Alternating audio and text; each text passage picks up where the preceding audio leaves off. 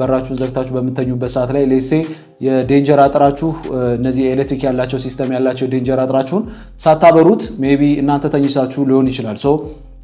ሌባው የዴንጀር አጥሩን ዘሎ አልፎ ከገባ በኋላ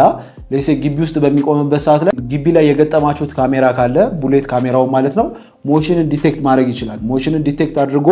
ለናንተ እንደ ቴሌግራም ኖቲፊኬሽን እንደሚገባው ስልካችሁ ኦንላይን ከሆነ ወይም ደግሞ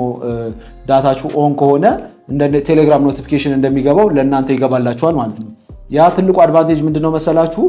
በዛች ደቂቃ ላይ ሞሽን ዲቴክት አድርጎ ለናንተ ከነገራችሁና ኖቲፊኬሽኑ ከገባ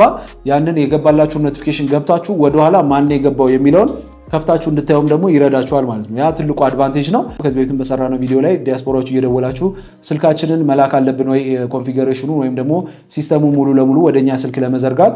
ስልካችን መላክ አለበት ወይ ብላችሁን ጠይቃችሁ ነበር ምንም ሐሳብ እንዳይገባችሁ